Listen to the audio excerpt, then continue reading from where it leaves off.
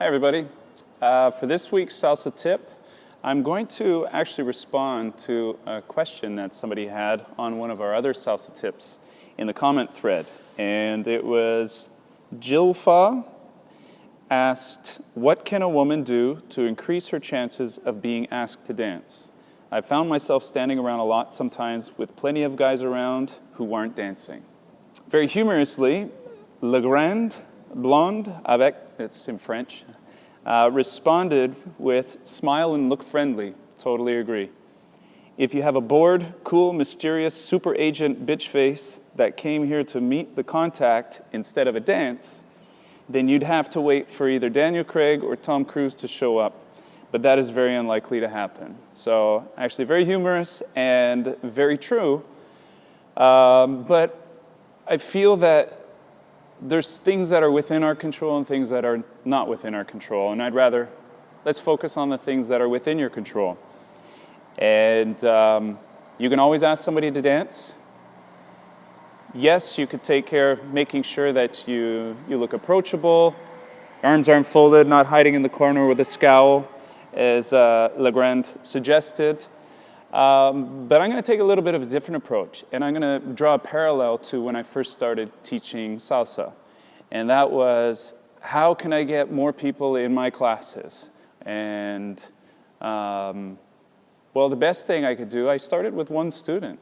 And I understood that if I couldn't take care of that one student, then I didn't deserve another. If I couldn't take care of two students, then I didn't deserve another. So I didn't cancel classes. I kept my classes running regardless of whether there was 1, 2, or 3, even if it was at a cost for me.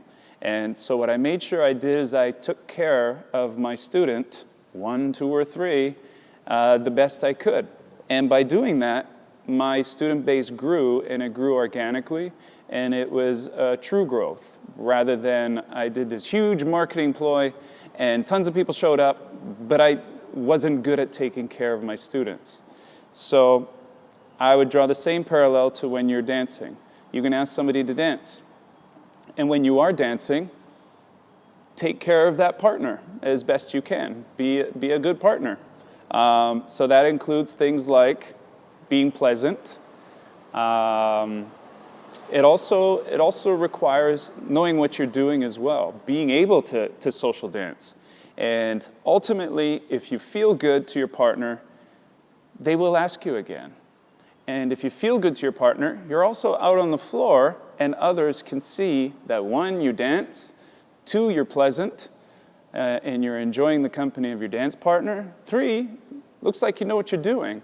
And that goes a very long way. So yes, a lot of times, or I've often heard women complain saying that the younger, more attractive girls get asked to dance. But, you know, for me, I'm not going to deny that happens. But what about the repeat dances? If somebody doesn't feel good and they haven't taken the time to learn how to do this dance, and it doesn't matter if they're beginner or intermediate or advanced, but if they're enjoyable to dance with, we'll ask them again. So there is no magic pill. I think it's just a matter of putting in the time, learning, going out, being sociable, be approachable, and also don't hesitate to approach others. So I hope that gives a little bit of direction, a little bit of help. Focus on the things that we can control as opposed to the things that we can't. Feel good for your partners, and I'm sure everything is going to go just fine.